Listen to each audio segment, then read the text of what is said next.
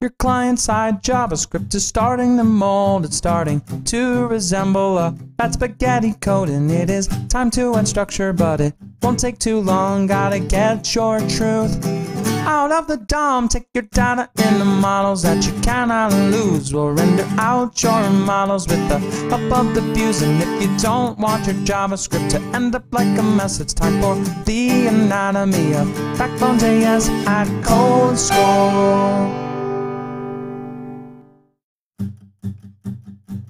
You're watching the Anatomy of Backbone, and this is level 3, where we're going to take a closer look at views. So here, let's define a simple view class, nothing in it. Now, let's define an instance from that class. And at this point, if we print out to the console the EL property, we're going to see that it's simply a blank div. Remember, by default, that EL is just a div. Every view has a top-level element. If we want to change that top-level element, we can specify the tag name when we define the class. Here we're setting the tag name to li, so when we print out the EL, we get a blank li. That tag name can be any HTML element that you want. It could be an li, it could be an unordered list, it could be a section or an article or a footer. Now let's jump back to our to-do view, where we're going to set its tag name equal to an article, its ID equal to to-do view, and its class name equal to to-do. If we printed out the EL property, it would look something like this. If we were using the jQuery framework with Backbone, you don't have to, but you most likely are, and we want to get the HTML from our to-do view, one way we could do it is by calling this function you see here. However, there's a better way to do it in Backbone.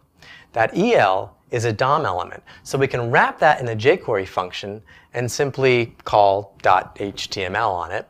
Backbone actually gives us a better sort of shortcut to do this. We can call simply toDoView.$el.html.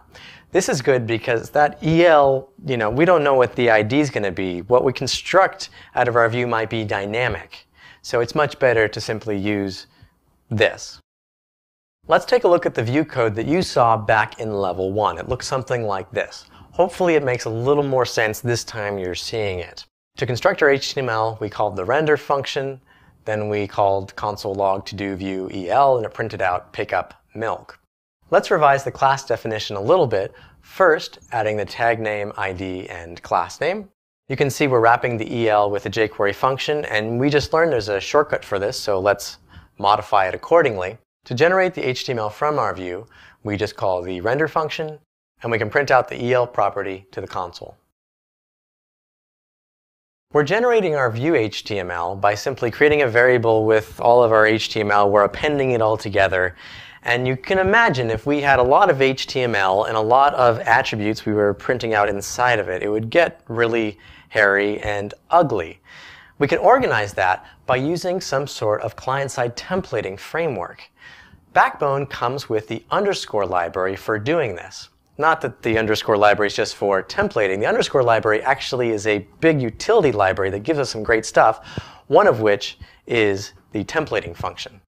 To use the underscore library, we just use the underscore, and we're going to use the template function and send in the string, which is our underscore template. Then inside of our render function, we're going to create the attributes variable, setting that equal to the JSON from our model. To render the template, we just call the template function and send in those attributes.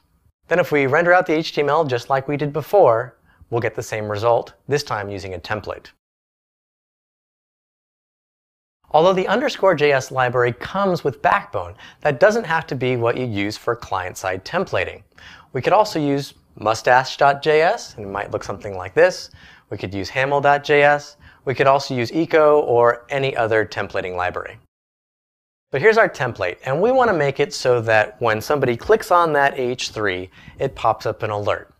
If we were to do this in jQuery, it might look something like this, where we set a click listener on H3, which we'll call the alert status function. However, this is typically not how we do DOM events in Backbone. You see, in Backbone, views are responsible for responding to any UI interaction. So these events are defined inside of our views, like so.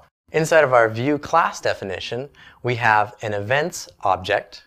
We specify that when the H3 element is clicked, call the alert status method. We then define the alert status function inside of the view. Now you're probably wondering, is this alert going to pop up whenever I click on any H3 on my page? Well, no. Backbone's smarter than that. If you looked inside of the Backbone code, you would see that that H3 event is scoped to inside of this particular element. It's actually calling the jQuery delegate method. So that means inside of this element, if there's any H3s, when they're clicked, call the alert status. Now let's take a look at a more complex event declaration. Here we have a document view class. Inside there you can see I'm defining multiple events. The top event, you'll notice it doesn't have any selector. As you can imagine with the code that we saw previously, what that means is if I double click anywhere inside of this element, it's going to call the open function. The format of events looks something like this. We specify an event, we specify a selector, and then the function to call. If you're using jQuery, here are all the different events that you could listen to. Remember, you can always create custom events at the model level or even at the view level. And that about wraps up this level. So have some fun with the challenges, and Eric Allam will meet you on level 4.